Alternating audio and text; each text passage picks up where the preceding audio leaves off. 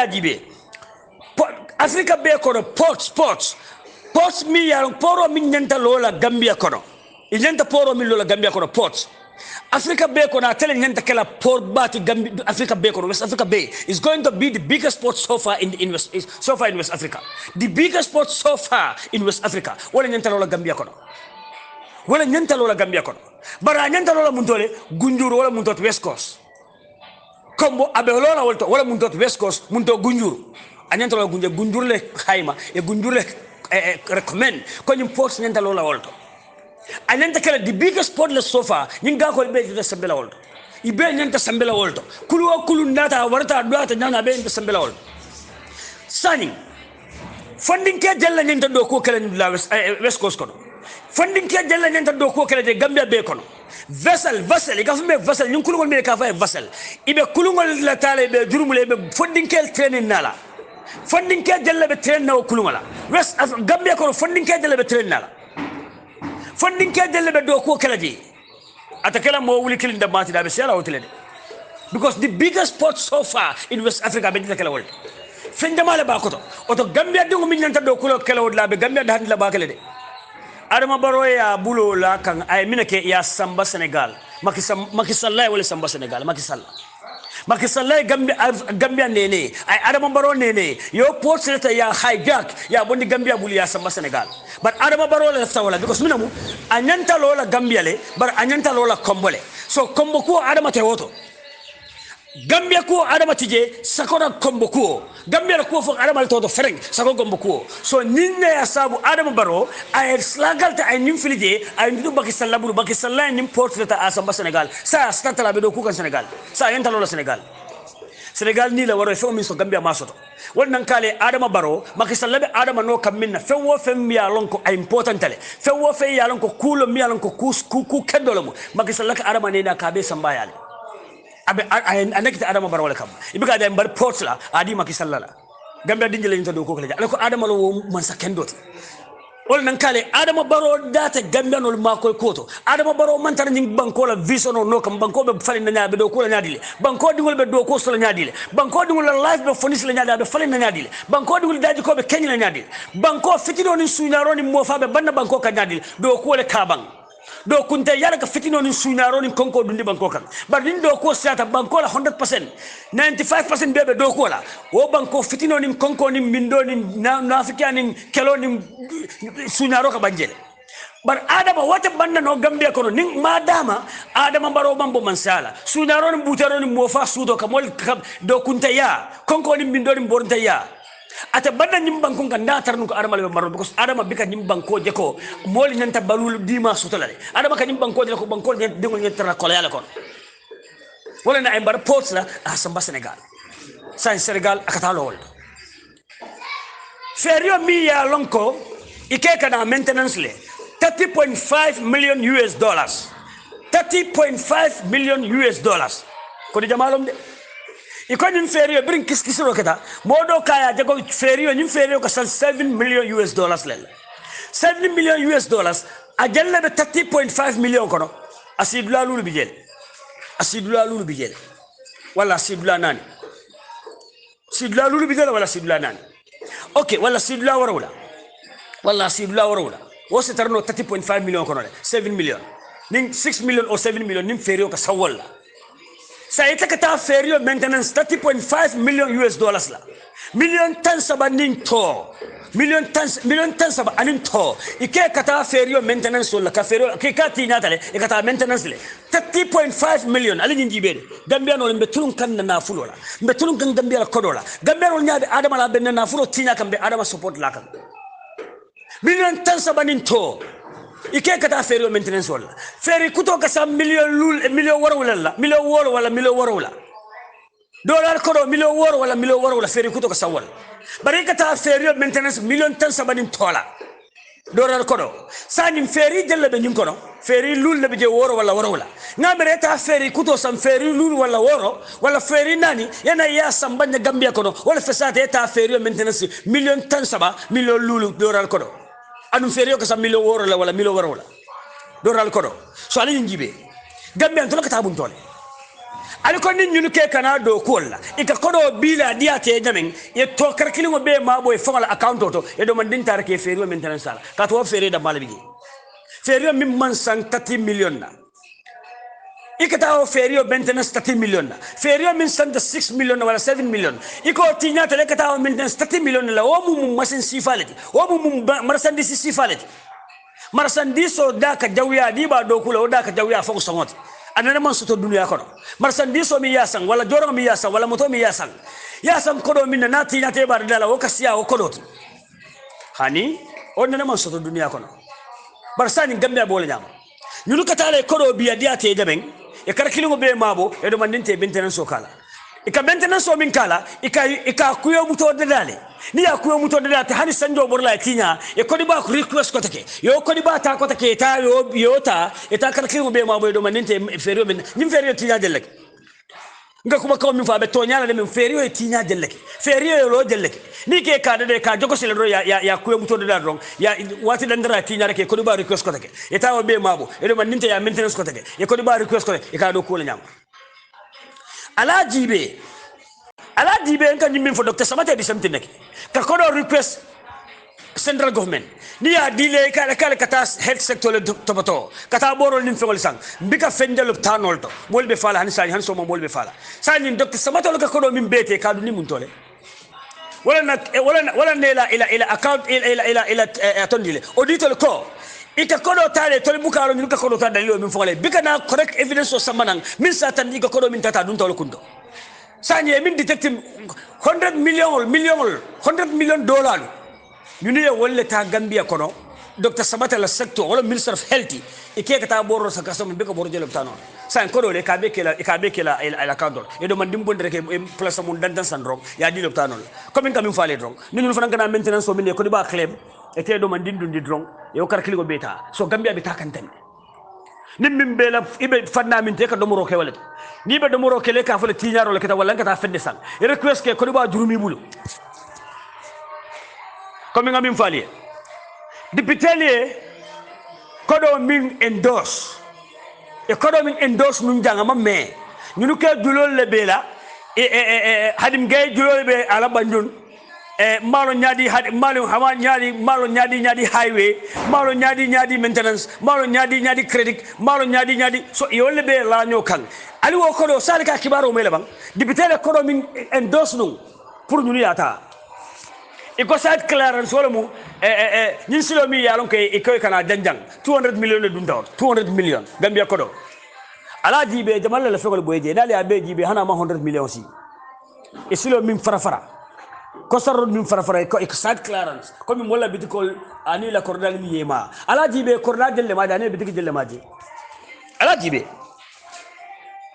e cordal min bitiko ma ja hana ma diya ko da cordal han mo wasila e 200 million budget wala pour ke kana wala di wala akodo le ya be ka campagne ran e kodo be ka campagne ran momi yalon ko ike adama baro kay 400 million gambian dollars le landi pour campagne 400 million gambia kodo pour campagne 400 million gambian dollars million kemenani akayo le landi campagne da madama ka be campagne min tabida adama yo 400 million bonni 400 million adama ya bonni min tole katu adama ta dunna campagne kono man sake ni be banko kan sa etela tambandan kana campagne la pour man sakuto esi ika campagne ko kodo minna manya na bola man sakunda la ekran keso kodo ika campagne ko kodo minna man sakunda manya na sponsor la ika campagne ko kodo minna manya na ika motol luas minna ka balu ko minna ka fego be ke minna ila pati la bojo ta jenta bola wala to pati mi yetolondi wala keta sponsor wala na ni ta aisha kenyi ni kala pati da male sponsor pati nante la clearance landile wala mi la evidence oti la kaitoti lansino mi yaron ko pati bidala da ka garanti ko ntolla nga adama baro londi nali ajibe ni adama nyininka ya nyininka pati da male ilondi ako npp nata backup leta sabana yadi IEC la ko ntolla nga adama londi ntolla ba sponsor la aka ko wala jama bar fo npp la adama baro sponsor no adama baro 4 million min budget fa dara ka bole wala landi adama ko ro bonni mi adama ben na mo le use kan na namu anu be takam because afrika man sakele bole nyama ni be poate mambo semboto ni telbe campagne kono e ko asas bisto motol niwo na fulol niwo isan solla bankola namu e ko le be use katu ni wonte kono min be ta use campagne kono president to bondi la fonga la jibo kono ana to bodla fon la jibo ko president ko min be tinya price ay man saya aka ko min be dundiji ninga tarunga ka bunda jibo ko tenda e foto bar adama kay ko be bunim banko la na fulo min be ndol banko dingol be siring be adama support ko me bulaka no ko me bulo ko sala no ka ni adama ni ka mino mi la passionné what is your passionate ata fuleno aba fule ga silo doku no abike jini ka wala sa adama mino mi tele vision odi it be banko dingol ma ko la nyaadi le for the future generation adama ta respond no adama kam min fo wala ndela ga silo doku ga salo doku andu na le sindi mbe min ka wol be sala so adama be min kam min fo wala ndiko abe sila nyaadi le to ba ta sindi la nyaadi le adama ko wala fonni bar ntolla baluo ntolla future generation o banko la life nyanta protect la nyaadi na la property banko nyanta develop la nyaadi le for next 20 to 30 years dan min man sa do bina daha adama bika wo fonye de adama kamin fonye wala mtela gasile doku pour nga sindiku adama ko wala fonye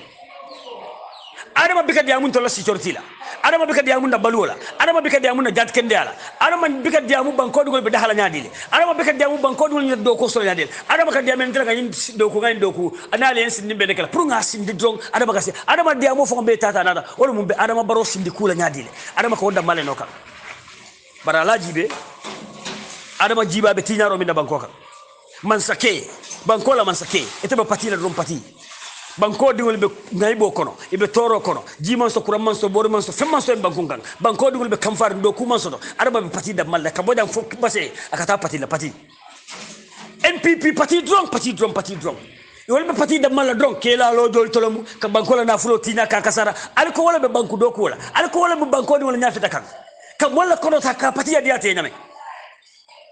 ali jibe ni no banko do ko sa ni tolo ngam fongo jibe katabi ben namo do kam minna fongo so jele biko so toje adama fila be rauna abita pati le blanto tari pati la do million be use la do na namo assalamu alaikum baden gambian kolu na da fanan bi na le kacha famo kada barabe mu fama kaira malati nabi kacha mu menti wolum nyinti ko mbeya moy sever lalia safe nañu jamane le ban kibar bongolu meya lonko ka fo le ko docteur Chorno Bari ay severo ke sifatam fansi kola ko atani mbadim fulo do let kachata basé ma fa wala wali atanda le ko niyaji itol man karto fay UDP kadun UDP mu manin kolleti annu manin kolu keta siole siomi alon ko aytol batandi bakele elani alien school to and other stuffs so wayatina 2016 itole katawdi no mama kandela but say in 2021 yela katawdi adama barolela mon kamala katum manin kolu yetul batandile jawra jamano nyim banko kanjang kumume ya lonko mu fania kumolati kumala me ya lonko aman soto kumala me ya lonko sifatam fansi kuma jaw bale mo kumoti ka tandi ko wol ko etol signol manin ko ni melbe sering wol ketol batandile wala yatinna etol man kartaw di UDP la me jabiro kila Chorno e me ya lonko wala mu docteur Sokol docteur Chorno Bari me ya lonko ay do kolke masakunda la do ko bunda jamal to cabinet permanent secretarial bang director bang to bimbe tembo men kono masakunda e bunda melon de bunda men ka diamu adama dungul la nyantola o keta bunda ti bunda me ka vje ko human right akeda modi me ya lonko abedo ko la wolta la mo wol executive director wo so called Dr. Chorno Bari ay severo ke ay nyukuma kawon le fo na nyukuma kawon mel foten mbaade gambian ko lu say gambian kata mun tole mbaade gambian ko lu bimbete momento nimman to nyaafo nyoye banko titala nyaato be ya kalam danu janne karte fayola watola me ya lonko wala keta dembo bay fosti man nga dingolem adota platform auto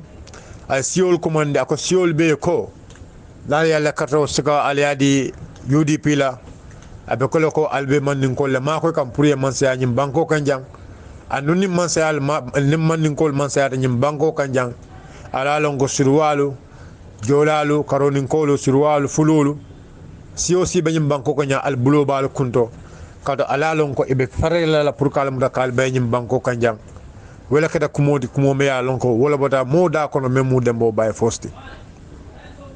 mbaɗi gambiyankolu gadiyama tolle al senna kumola moyi anin hakkilola mbakalaf ka diyamu sikuwola bannin tumala me yalon ko molu lafta ka sotoke anin sikuwola abe kumayala la pour sinanan kafo molu pour na lon ko me yalon ko wolbe keri dambo bay post bo kuma kam fa tay mo men president be sirine memo adama baroti aya fo npp parti wala medindulal to man nga dingol be siri mo bendula nyun to je dembo bay fo so kumo nyum fo ko nyin diatala aya fo men kama ayo sotole wala nyindi ko ka siol be jurundi man ninkol la ka siol be ni man ninkol dundi nyola dembo bay fo ayo kuma kama fo wala kama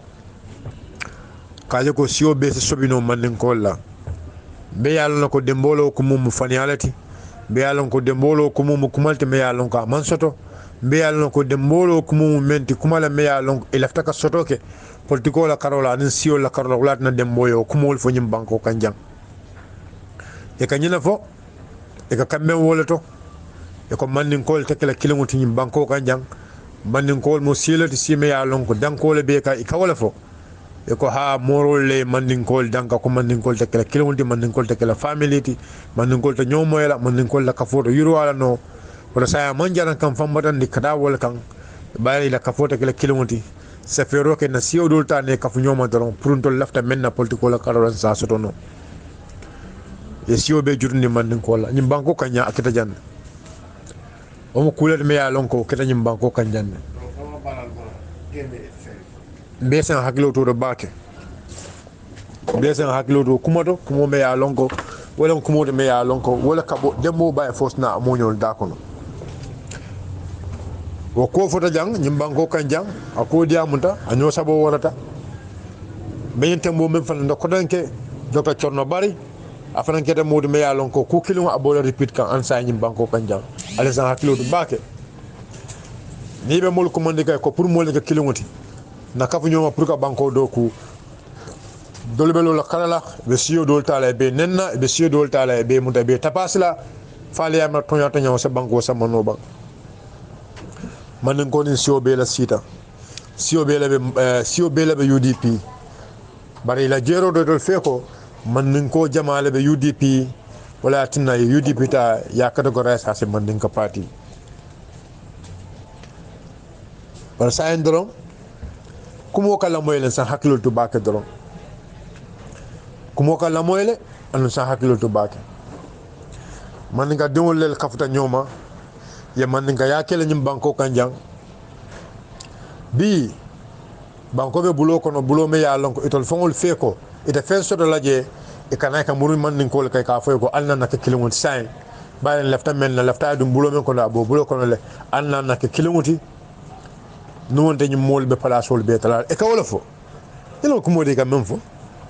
ha no wonte nyim mol be place wol be tala le atola ni kafuta aliya kele aliya mon ku kede aliya mon ku atola ni kafuta nyoma aliya kele aliya doya nyim bango kan nyam fo mon keja aliya lon ko alla siyo mon ga tonyer siti abu ko tonyer ke aliya lon ko man ko siyo be la photo ani ka même fo kele me alon ko wala mu UDP la nyaton côté ala musu flow be mu silat si me alon ko man ka la siyo ala musu flow be man ka la siyo mo be wolon jan apati wala no malanko ala no malanko manke man nin côté national president na manke man nin côté